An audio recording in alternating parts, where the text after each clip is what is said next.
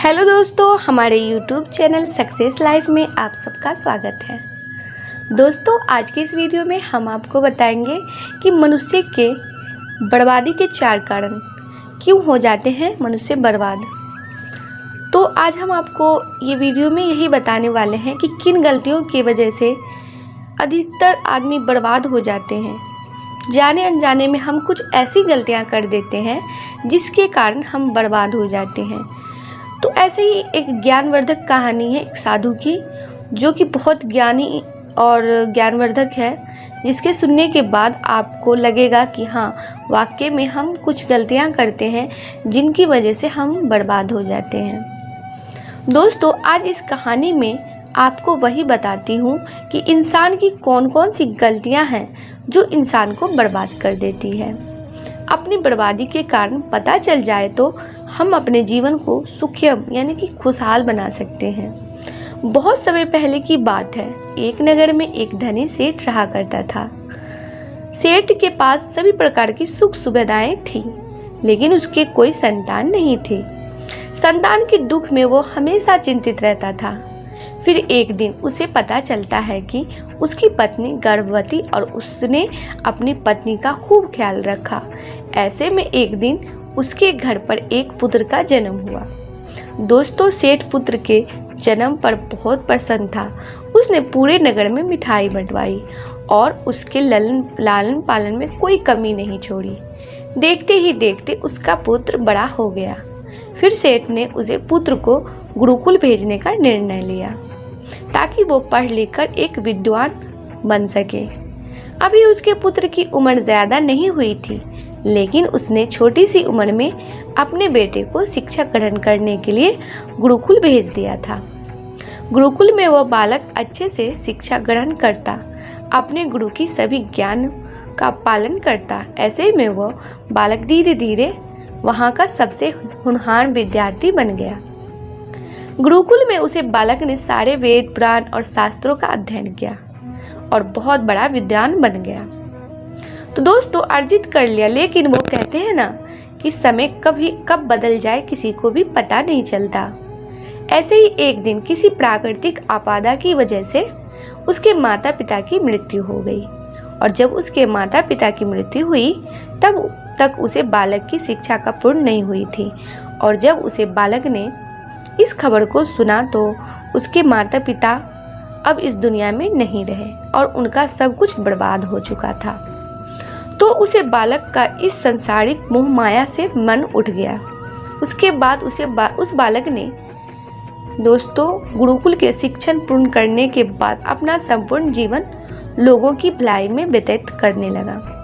फिर जब उसे बालक की शिक्षा पूर्ण हो गई तो उसके बाद वह बालक सन्यासी बन गया और वह सांसारिक वस्तुओं से दूर में हिमालय के जंगल में चला गया। जंगल में जाकर उसने वहाँ लंबे समय तक तपस्या पूर्ण करने के बाद उसे सन्यासी ने लोगों को शिक्षा देना आरंभ कर दिया। दोस्तों, समय के साथ साथ उसे सन्यासी की चर्चा चारों तरफ होने लगी और दूर दूर से लोग उसके पास शिक्षा ग्रहण करने आने लगी और बहुत से लोग उनके पास अपनी समस्याओं का समाधान खोजने के लिए भी आने लगे। सन्यासी सभी लोगों की समस्याएं बढ़िया आसानी से सुलझा देते थे, जिस वजह से वो पूरे राज्य में मशहूर हो गया था। लेकिन जिस नगर में वो रहता था उसे नगर का राजा एक क्रूर व्यक्ति था। जब राजा को उसे सन्यासी के बारे में पता चला तो उसने उसे सन्यासी से मिलने का निश्चय किया। अगली सुबह को राजा अपने महल से निकलकर उस सन्यासी से मिलने के लिए निकल गया और फिर वह उसे कुटिया पर जाकर पहुंच गया। वहां पहुंचकर जब राजा ने उसे सन्यासी को देखा तो वह देखता ही रह गया। उसके चेहरे पर एक अलग ही देश था। जब वो सन्यासी के पास पहुंचा तो उसे बड़ी अपार शांति का अनुभव हुआ। राजा ने उसे सन्यासी को प्रणाम किया और पास बैठ गया और उसे वार्तालाप करने लगा। वो राजा पहले ही मुलाकात में उसे सन्यासी की व्यक्तिगत से इतना प्रभावित हुआ कि उसने उसी समय से अच्छाई की राह पर चलने की ठान ली और मन में ही मन सोचने लगा कि इतनी छोटी सी मुलाकात में यह सन्यासी मुझे इतना बदल सकता है, तो अगर हम हमेशा अपने साथ रखें रहने लगे तो मेरी तो ज़िंदगी ही बदल जाएगी। और यही सोचकर राजा सन्यासी से अपने महल चलने के लिए आग्रह करने लगा। राजा का आग्रह सुनकर सन्यासी मना कर दिया और वो राजमहल चलने को तैयार नहीं हुए। फिर राजा सन्यासी को लेकर फिर से राजा ने कहा और सन्यासी फिर मान गए। फिर सन्यासी को लेकर राजा राजमहल की ओर चल दिया। राजमहल पहुंचने पर राजा ने सन्यासी का खूब आदर सत्कार किया और उसके बाद राजा ने सन्यासी को एक सही कमरे में भोजन करवाया। भोजन के पक्ष सन्यासी ने राजा को धन्यवाद दिया और राजा से जाने की आज्ञा मांगी। यह सुनकर राजा ने कहा कि आप हमारे बाग में जब तक चाहे तब तक रह सकते हैं। आपको यहाँ पर किसी भी प्रकार की कोई असुविधा नहीं होगी और आप यहाँ रहेंगे तो हमारी प्रजा को भी अच्छा लगेगा और हमें भी अच्छा लगेगा। यह सुनकर सन्यासी राजा का प्रस्ताव स्वीकार कर लिया। उसके बाद राजा ने सेवकों से कहा कि सन्यासी महाराज के लिए बगीचे में रहने का, खाने का और वस्त्र आदि का प्रबंध किया जाए। राजा की आज्ञा के अनुसार सेवकों ने एक सुंदर सी कुटिया का निर्माण कर दिया। उसके बाद वह सन्यासी उसी कुटिया में रहने लगी। सन्यासी को उसे कुटिया में रहते रहते कई साल बीत गए। इस दौरान राजा ने उनकी खूब सेवा की, परंतु कई साल बाद एक दिन राजा और रानी को आवश्यक कार्य के लिए दूसरे राज्य जाना पड़ा। लेकिन उन्होंने एक सेवादार को सन्यासी की सेवा के लिए नियुक्त कर दिया, परंतु वह सेवादार राजा के जाने के बाद बीमार पड़ गए और अपने घर चला गया और कभी लौटकर वापस नहीं आया। तो सन्यासी ने क्रोध में आकर उसे राजा को खूब सुनाया। तो राजा ने कहा कि राजन, जो जिम्मेदारी तुम पूरी नहीं कर सकते तो वह उठाते ही क्यों हो। जब राजा ने सन्यासी से क्षमा मांगते हुए कहा कि हे भगवान, यदि मुझे से कोई भूल हो गई हो तो मैं उसके लिए आपसे माफ़ी मांगता हूँ, मुझे क्षमा कर दीजिए और आप अपना क्रोध शांत कीजिए और मुझे बताइए कि आखिर हुआ क्या है। यह सुनकर उसे सन्यासी ने कहा कि तुम्हारे जाने के बाद मुझे यहाँ पर किसी ने भोजन नहीं दिया और मैं बहुत दिनों तक भूखा ही रहा। मुझे यहाँ पर आकर किसी ने पूछा तक नहीं कि मैं किस हाल में हूँ। यह सुनकर राजा ने सन्यासी से क्षमा मांगी और कहा कि हे भगवान, आज के बाद में ऐसी कोई गलती नहीं होगी। कि फिर कुछ देर बाद मामला शांत हो गया। जब राजा और सन्यासी के बीच वार्तालाप हो रही थी तो रानी भी यह वार्तालाप चुपके सुन रही थी और सब कुछ देख रही थी। उसके बाद राजा ने उसे सन्यासी को कोई भी शिकायत का मौका नहीं दिया और उसकी खूब सेवा की, परंतु कुछ दिनों बाद राजा को फिर किसी आवश्यक कार्य से अपने राज्य से बाहर जाना पड़ा। लेकिन इस बार राजा ने राज्य से बाहर जाने से पहले अपनी रानी को कहा कि जब तक मैं नहीं आऊं तब तक आप स्वयं सन्यासी की देखभाल करोगी। यह सुनकर रानी ने कहा कि जी महाराज, आप निश्चित होकर जाएं, मैं सन्यासी महाराज की अच्छे से देखभाल करूंगी। उसके बाद रानी हर रोज भोजन बनाकर सन्यासी महाराज को भेज देती थी। लेकिन एक दिन रानी नहाने के लिए चली गई और सन्यासी को भोजन देना भूल गई। सन्यासी ने काफ़ी देर तक भोजन का इंतजार किया, लेकिन जब भोजन नहीं आया तब सन्यासी सोच में पड़ गया कि आज खाना क्यों नहीं आया। उसके बाद सन्यासी ने सोचा कि वह खुद महल में जाकर देखेगा कि आखिर अब तक खाना क्यों नहीं आया, और फिर वह महल पहुंच गया। जब वह महल के अंदर पहुंचा तो वहां उसकी नज़र रानी पर पड़ी। रानी के लंबे लंबे घने काले केस जो उसकी कमर पर लहरा रही थी, उसकी कजराड़ी आंखों जो देखने में मात्र से ही घायल कर देती, उसकी हिरनी जैसी चाल, रानी के इतने सुंदर रूप देखकर सन्यासी चिकित्सक हो गया और रानी की सुंदरता सन्यासी के मन में घर कर गई और वो वहाँ से बिना कुछ कहे ही अपनी कुटिया में लौट आया। सन्यासी रानी के रूप में सुंदरता को भुला न सका और वह खाना पीना छोड़कर अपनी कुटिया में पड़ा रहा। उसने कई दिनों तक कुछ भी नहीं खाया, जिस वजह से वह बहुत कमज़ोर हो गया। फिर कुछ समय बाद राजा वापस लौटे और जब उसे सन्यासी की हालत का पता चला तो वो बहुत सीधे सन्यासी के पास पहुंच गए और बोले कि हे भगवान, क्या बात है, आपको क्या हो गया है और आप इतने कमज़ोर कैसे हो गए? चिंता है और आप किस गहरी सोच में डूबे हुए हैं। क्या मुझसे कोई भूल हो गई है? तब सन्यासी ने कहा, नहीं राजन, आपसे कोई भूल नहीं हुई है। यह सुनकर राजा ने कहा, तो फिर क्या बात है, आप मुझे बताएं, मैं आपकी परेशानी जरूर दूर करूंगा। यह सुनकर सन्यासी ने राजा से कहा कि हे राजन, मैं आपकी रानी की अद्भुत सुंदरता को देखकर उनकी सुंदरता के फेर में पड़ गया हूँ और अब मैं रानी के बिना जिंदा भी नहीं रह सकता। यह सुनकर राजा हैरान हो गए और कुछ देर सोचने के बाद राजा ने उसे सन्यासी से कहा, मैं आपको रानी दे दूंगा। यह सुनकर सन्यासी बहुत प्रसन्न हुए।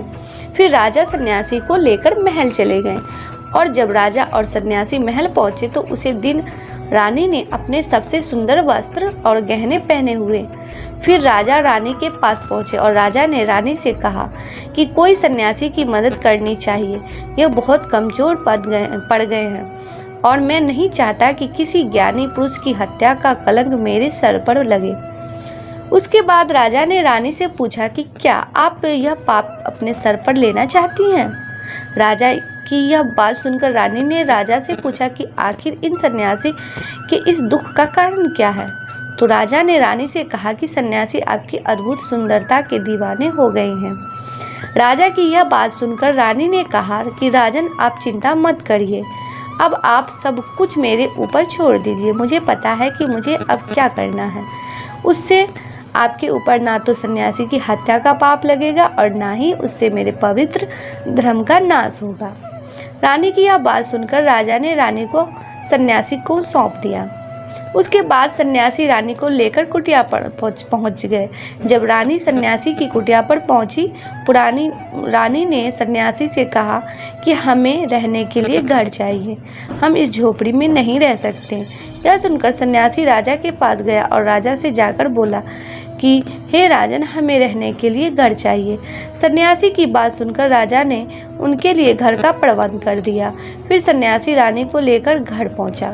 जब रानी सन्यासी के साथ उसे घर पहुंची तो रानी ने सन्यासी से कहा कि यह घर तो बहुत गंदा है और इसकी हालत बहुत ख़राब है, मैं इस घर में नहीं रह सकती। यह सुनकर सन्यासी फिर से राजा के पास गया और राजा के पास जाकर बोला कि हे राजन, जो आपने हमें घर दिया उसके घर की हालत बहुत ख़राब है। सन्यासी की बात सुनकर राजा ने उसे घर की हालत ठीक करवा दी। उसके बाद फिर रानी घर के अंदर गई और नहा धोकर बिस्तर पर आ गई। फिर सन्यासी की बिस्तर पर आ गई। फिर उसके बाद रानी ने सन्यासी से कहा कि आपको पता है कि आप कौन हैं और आप क्या बन गए हैं? आप एक महान सन्यासी जिसके लिए राजा स्वयं सारी जरूरत की वस्तुएं उपलब्ध करते थे, जिसके पास लोग दूर दूर से ज्ञान ग्रहण करने आते हैं, जो लोग सत्य की राह दिखाया करते हैं, जो लोगों की समस्याओं का समाधान करते हैं, जिनको सभी लोग एक गुरु मानते हैं, जिनकी सब भगवान के रूप में पूजा करते हैं, और आज आप वासना के कारण मेरे गुलाम हो गए हैं। रानी की यह आवाज़ सुनकर उसे सन्यासी को एक झटका लगा और उसे महसूस हुआ कि वह तो एक सन्यासी है और वह यह सब क्या कर रहा है। वो तो यह सारी सुख सुविधाओं को छोड़कर शांति की तलाश में जंगलों में चला गया। जोर जोर से रोने लगा और चिल्लाने लगा और रानी से कहने लगा कि मुझे क्षमा कीजिए महारानी, मैं ये क्या करने जा रहा था, मैं अभी आपको राजा को सौंप कर आता हूँ। सन्यासी की बात सुनकर रानी ने सैनिक से प्रश्न किया कि महाराज, मेरे मन में एक प्रश्न उठ रहा है, कृपया मेरे प्रश्न का उत्तर दीजिए। रानी की बात सुनकर सन्यासी ने कहा कि मुझे तुम्हारे क्या प्रश्न है। फिर रानी ने कहा कि जब आपको उसी दिन भोजन नहीं मिला तो आप बहुत क्रोधित हो गए।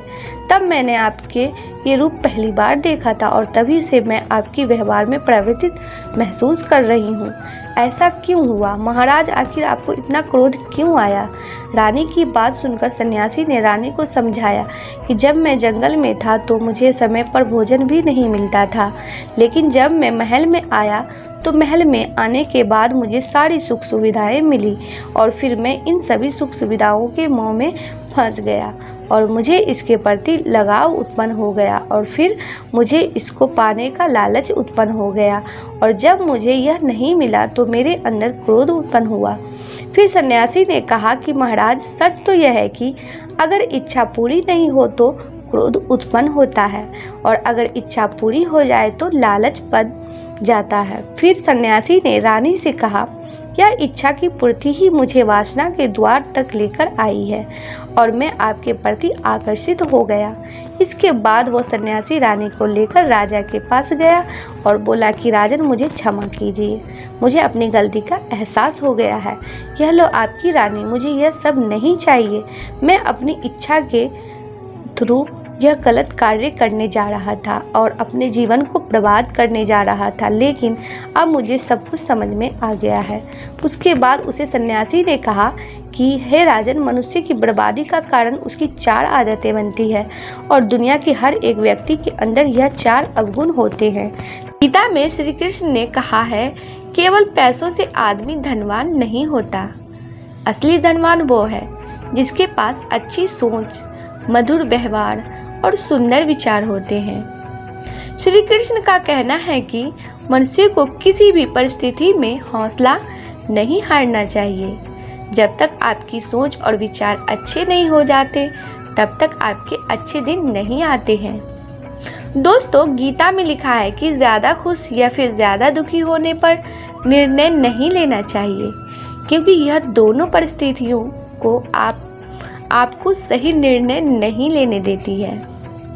यदि तुम्हारे अंदर खुद को बदलने की ताकत नहीं है तो तुम्हारा कोई अधिकार नहीं कि तुम भगवान या भाग्य को दोष दो।